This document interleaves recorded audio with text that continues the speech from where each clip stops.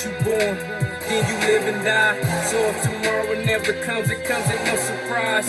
Looking death into his eyes, yeah, I witness guys start to recognize, analyze their own demise. Some people wasting time, walking around hypnotized, blinded by success and breast, but can't identify what's real with fake because the money just intensify. Jealousy plus the hate that equals genocide. Hey, what's up? What's up, y'all? Welcome back to another episode of Life on Diagonal. I'm your host, EJ Briz. Man, I know y'all probably looking like, man, this microphone keep moving. I'm just trying to, figure out a position with this microphone. So I felt like last time when I had it away, the sound wasn't real good. So y'all just bear with me. So hope everybody is enjoying life, having fun. This past weekend was the Easter holiday, if you celebrate Easter. Pretty hard for me because this is the first Easter without my mother. And normally on Easter, she would call me before I go over her house and freeload and eat and tell me I need to have my butt in church. So this year I didn't have her badgering me and getting on my behind about going to church. But it's rough. Going through a lot of first Mother's Day coming up, so I know that's gonna be rough. So hey, we're gonna make it through. I'd like to shout out to my co-host, Still Biz, David Ford Collection. This past Friday, we had the Change Clothes comedy show. We had a whole bunch of dope comedians. It was sold out. Atmosphere was excellent. This is the first comedy show we had this year. We are about to do some amazing things when it comes to comedy in the Cleveland area. I ran into an old schoolmate of mine from Akron, so Cleveland, Akron, Northeast Ohio area. So we have another one coming up in May. We're gonna try to have them every month. So, but we got some good ideas and some good things that we are going to do with these comedy shows. So I can't wait. I'm excited. Make sure you check out Thought Ops and just drop the brand new episode. By the time y'all see this episode, it'll probably be tomorrow. But we just dropped a brand new episode with our with a special guest. So just go check that out. So what I'm gonna talk about today, I'm gonna talk about um I'm not gonna go into depth with this right now. I'm just gonna probably give you the bare bones of it. And the reason I'm gonna talk about my rocky relationship with my father, and the reason why I'm gonna talk about that tonight is because I just came home from my son's orchestra concert, and it's just crazy. Um, I was talking to his mother, and I was telling her because we both grew up in the hood in the inner city, and we live in the suburbs now, and it's like night and day. And I was telling her, I'm like, it's crazy that we grew up in the hood, and now we live in the suburbs. And I never thought that I would be a father with a child that's playing the violin in the orchestra and going to concerts. It's just crazy how life changes and some of the stuff that you do being a parent from looking back at your childhood and how you were raised. And I'm just glad that I'm able to provide for my son, and for him to have a different childhood than what I had. Not saying that my childhood was bad or it was the worst, but I feel as parents, I tell my son this too, as he get older, we have to continue to build on the foundation and become better than what our parents were. So that's why I was thinking about I'm gonna talk about my relationship with my father. So uh, before I get into it, I'm just gonna because I know I'm gonna have some people watching, and I know a lot of people didn't grow up with their father in their life. I grew up with my father in my life, and grew up with my father in the home, and no way with me talking about this am I trying to disparage my father or you know sound ungrateful for the sacrifices that my father made, because I know my father did the best that he could do, being a father. And it's some stuff that with his childhood that he had to learn, and how to be a father. And my father provided for me. I never went hungry, and I'm blessed to have him as a father. It's just a few things that happened during my childhood that I'm not I keep saying I'm trying to that I'm going to reverse as a parent. And at some point, even though that's my father and I'm his child, at some point you have to realize that um, your child has turned into a grown man, and some of the things that you say and some of the tactics that you used to use as when he was a child, you can't use that when he's a grown man. You have to understand and respect him as you would do any man that's on this planet. And I think um, that's part of our disconnect when it comes to me and my father. So, like I said, I grew up with my father in the household, and there was a lot of things. I want I don't want to say a lot of things, but I think with me being the oldest child, I don't know. I hate to be like this, but it seemed like at times I was like a test run because I was the oldest child. And then as my brother and sister, I have two siblings, brother and sister. They're both twins, so I'm the oldest. I always say I'm the oldest youngest because everybody treats me like I'm the. I don't know why everybody treats me like I'm the younger child. Even my brother and sister, they act like they older than me, and I always say that. I don't know. At times, I guess because I'm immature or whatever. Because I like to have fun. I like to laugh. So I don't know if it's that. My brother and sister are way more serious than me. So I always say I'm the oldest, youngest. So, but I just felt like a lot of things with me growing up were test runs. And when my brother and sister came around, it's just like, okay, we had our first child. We know what to expect. So let's do something completely different from them for them. And I'm not gonna lie, at times I was just like, man, I feel like I got treated like a stepchild because I'm like, man, why? When I was their age, I wasn't allowed to do this, or I wasn't allowed to do that, or this wasn't provided for me. And I know what y'all out there are gonna say, well, that helps you become a better man. And yes, in some aspect, it did help me become a better man because I did learn how to provide for myself.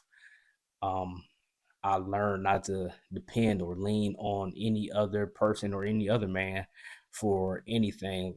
Like, I can't think of a time that I had to borrow money off of somebody, or I had to get this from somebody, or I just typically, if I couldn't get it, I went without.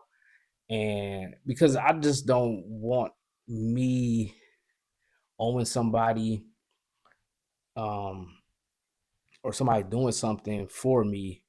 I just don't. A lot of times people hang that over your head, and I don't want nobody that have anything to hang over my head.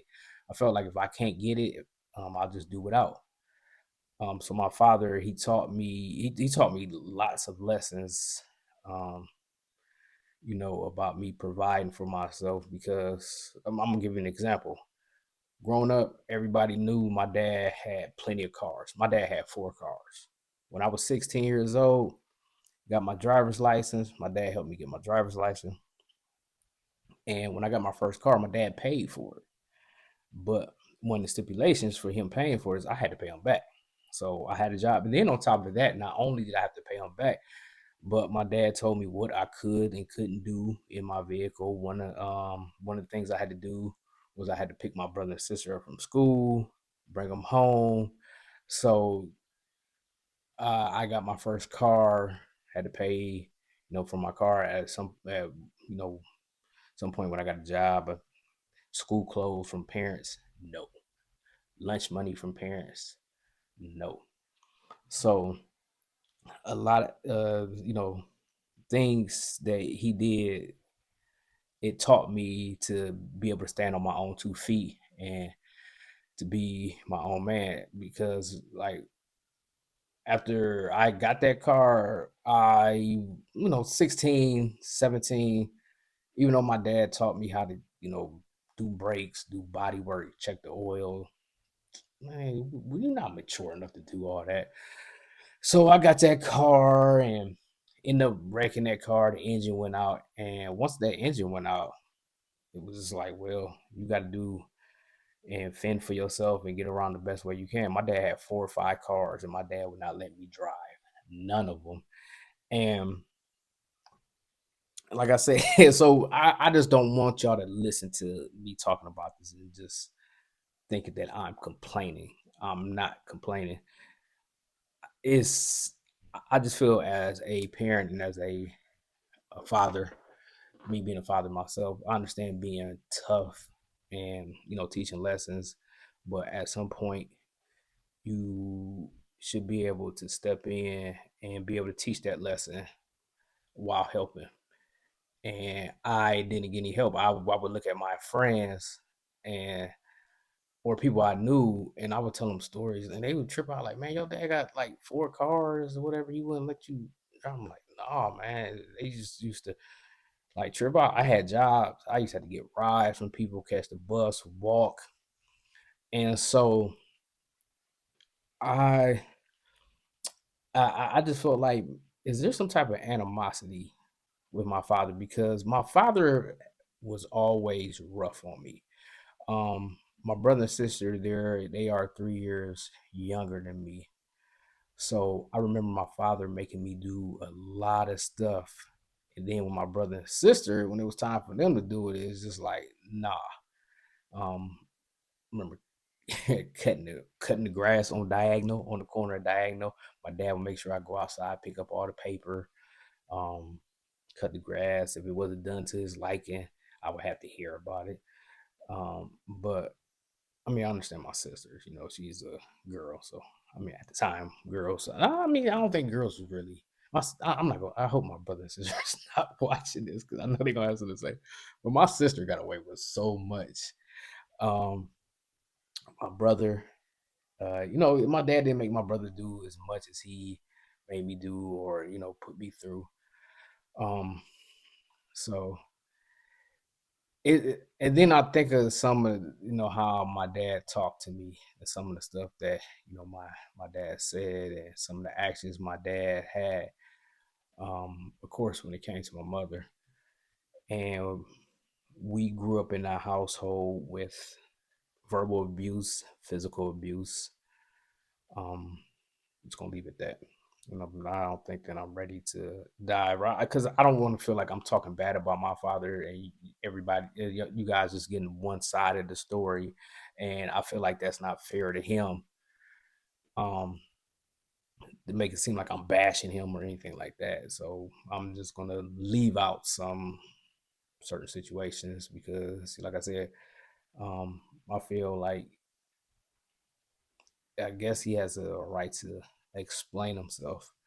But I remember one time we were just sitting around and my dad was mad or pissed off about something. And I remember my dad told me that, I wasn't planned and I was an accident, which I kind of figure I was an accident because when my parents got married, I was 3 years old. I was the best man at the wedding. I was the only person at the wedding. So I kind of figured that, I wasn't playing. But it kind of messed with me psychologically because my father told me that I wasn't playing and I was an accident. And this is like, I think I was in middle school when he told me this. And I hear stories about how my parents planned to have my brother and sister because they didn't want me to grow up to be an only child. So they was like, well, we planned for you to have a brother and sister, not knowing that they was gonna have twins, and I end up getting a brother and a sister. So that messed with me psychologically, knowing that, hearing my father say I wasn't playing, but um, you know, y'all planned on having my brother and sister. So um me going to therapy, I realized that my relationship with my dad and a lot of the stuff that I went through cause has caused a lot of issues in my life when it comes to me showing emotion, um, me, taking, I'm not taking criticism, but me hearing anything positive about myself. When I hear people say, anything positive about me, I'm kind of taken back because that didn't go on in our household. I mean, it did with my mother, but with my father, none of that. My father was it's crazy because he wasn't in the army, but my grandfather was in the service, and my dad was like a drill sergeant. My dad was one of them type of fathers. He wanted chores done before, um, you did your homework.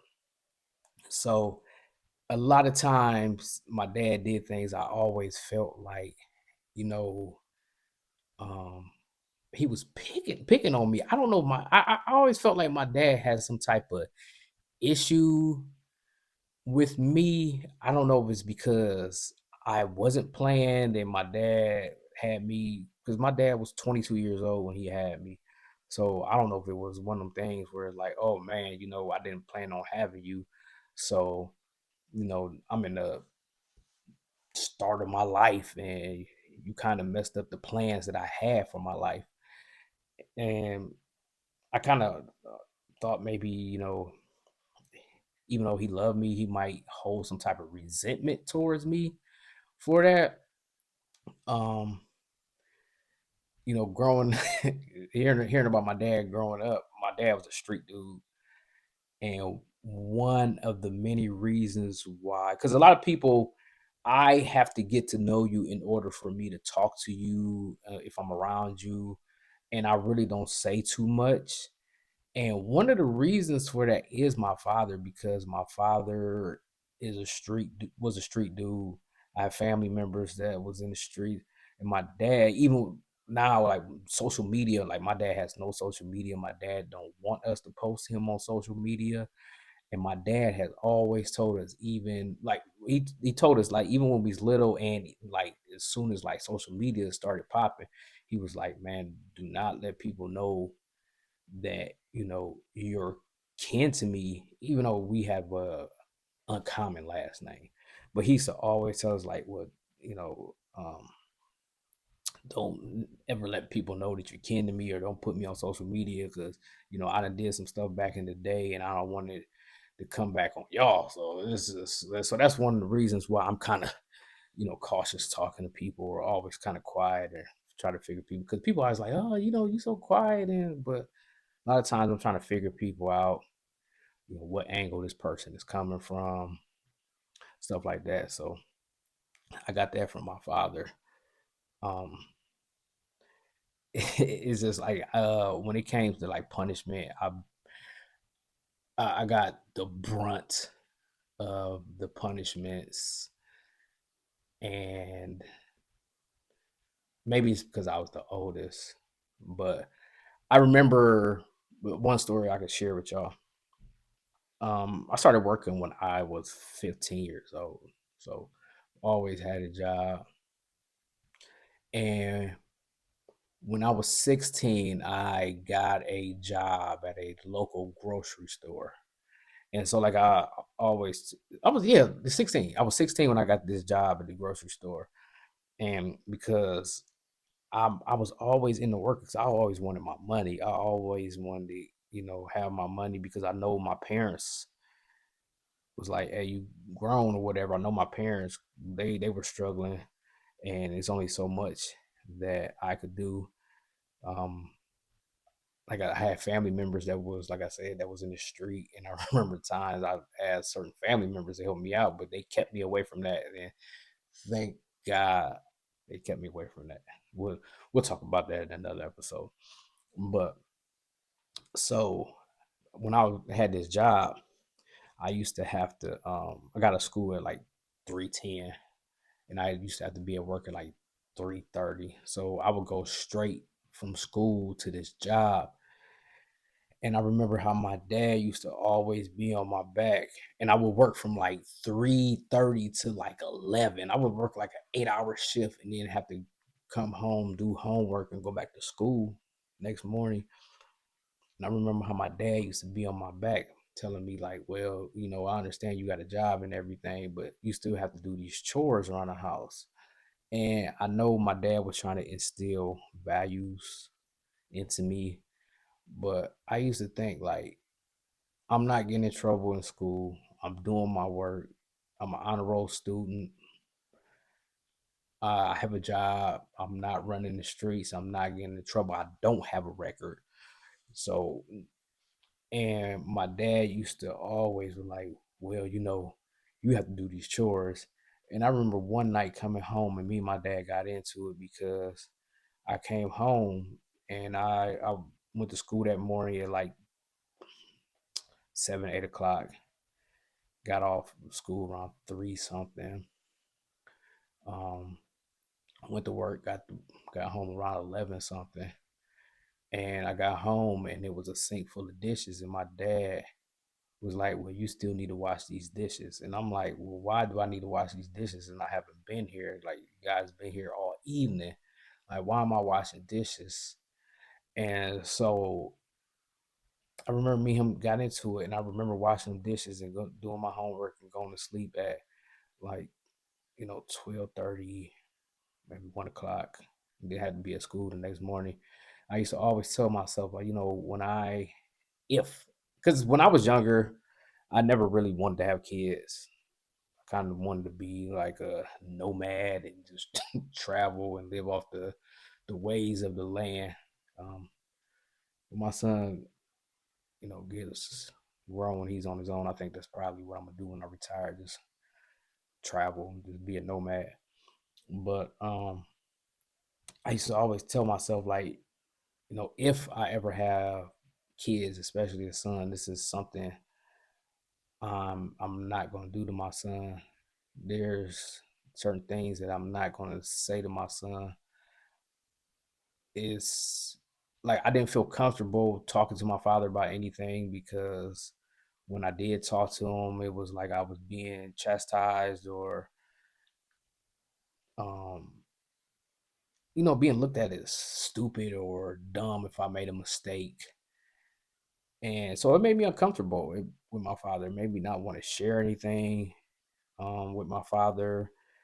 I remember I I'm just gonna speak for myself. I remember like when my father wasn't at home, I used to be happy when my father wasn't at home. And then when he came home, it's just like, oh my God, this dude is at home. So, dealing with, back in the day, we all got, whooping, spankings, whatever you want to call it, whooping with different instruments and for just the craziest thing, like if you looked wrong or said the wrong thing or if you sighed, and I just remember, me getting whoopings for just looking wrong. And so I was like, man, when I have a child, I truly want to change that narrative. And that's why I'm glad that, I can do that with my son. And so dealing with this while I was younger, as I'm getting older, teenager, becoming a young man, an adult, there were times where me and my father got into it. Um, and I feel that my father, I don't know, I just feel like my father just didn't respect me as a man. He always looked at me as a son, and he could talk to me any kind of way, or he could say whatever you want to me and treat me any kind of way. And it's like, nah, man. It's just like at some point, this has to stop. And I remember I spent my 18th birthday, while everybody else turned 18, celebrating, having fun. I spent my 18th birthday getting kicked out the house because my mother and father got into an argument and my dad wanted to get physical with my mother. And I was like, man, like, nah, that's not happening. I got kicked out the house. I stayed with a friend for a couple of days. It's about to move out. Um, and I came back, and it was just one of them things where I was like, man, I need to hurry up and get up out this house as fast as I can. So I started working two jobs. And what really made me leave the house, I left my parents' house when I was 20, 21, and I ended up moving in with a young lady from the Cleveland area, which is, oh my god. But I end up leaving because my parents were getting a house built, and I remember this like yesterday. So my parents was getting a house built, and I remember my father taking me to the site where they were getting the house built, and we was walking through the house. He's showing me like, oh, this is the living room, and this is the dining room. Matter of fact, it's the same house that they live in, well, that my father lived in to this day. I keep forgetting my mom is gone, but so he was showing me the bedrooms, and I remember my father looking at me, and he was like, "So yeah," he like, "You think we're gonna have to build you a bedroom, or are you gonna be a man and get your own place and get up out the house?" And I told my father right there and then, I said, "You know what?" I said, "You don't have to build me nothing." I said, "As soon as you guys," I said, "Matter of fact, I'll be moving out the house before your house is finished being built." And you know what? I was 20, 21 when that happened. And I'm going to give y'all my age. I'm 44 now. And when I left the house in 2021, at the age of 20 and 21, never came back. Never came back.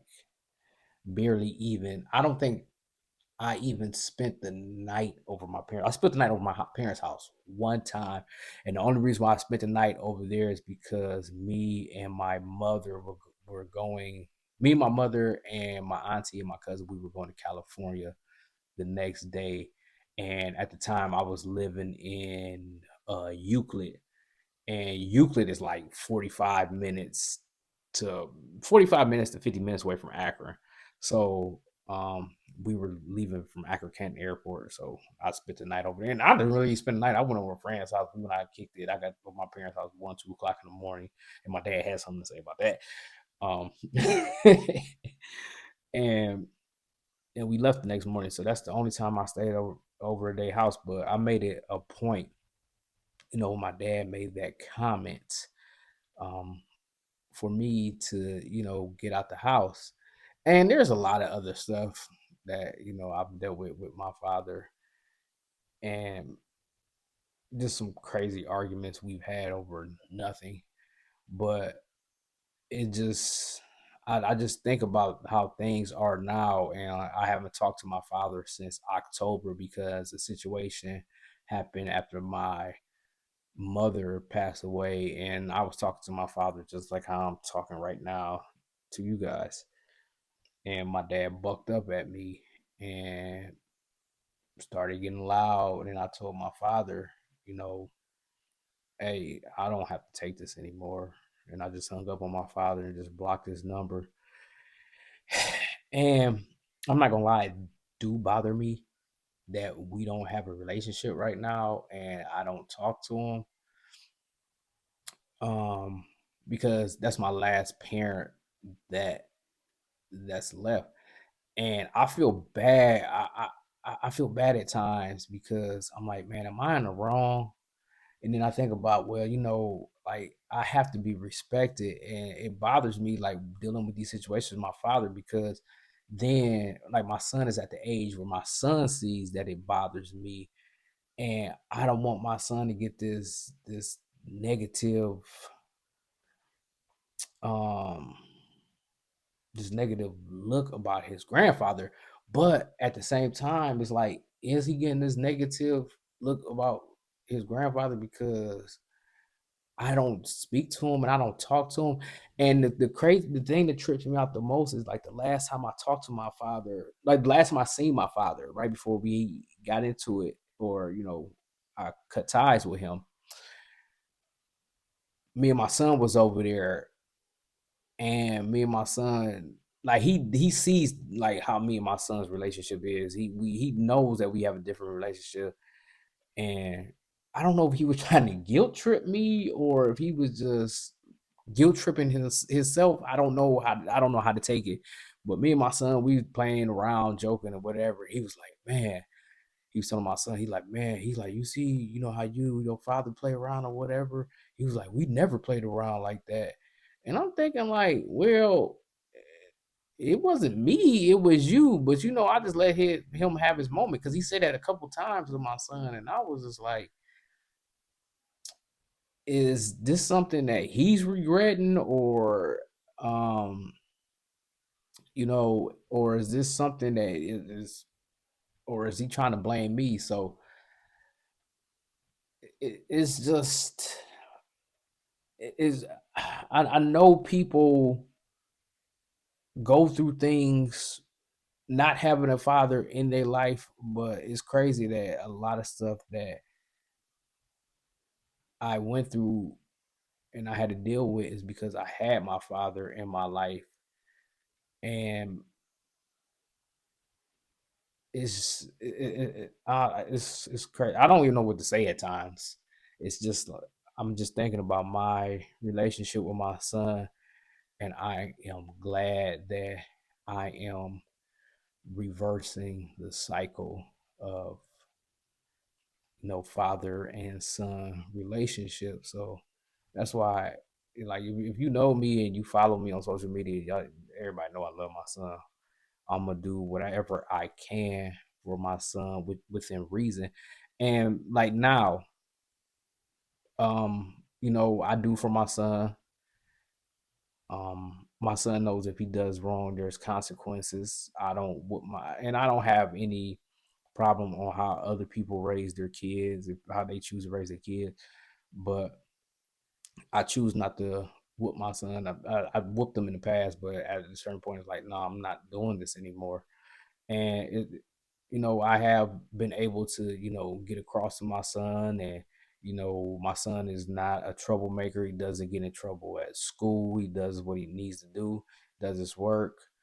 um so I feel like you can parent without just being overbearing and coming down on your child. So I'm glad that I have that relationship, and I'm looking on ways to improve with my son. Just like, for an example, I know, um, if I need like, I seen something the other day where somebody was doing something else with their kid, and I did that in the past where I would say something to my son like, I seen such and such, and he's doing this with his kid, and my son was like, well, you want me to be just like that kid and everything. So I learned not to try to compare my son to other kids. So if I see something out or somebody do something with their kid, because it just happened the other day, I seen something where somebody was doing something with their kid, and I just went to my son. I was like, hey, you know what? I'm like, this should start being this, and that, and this, and that.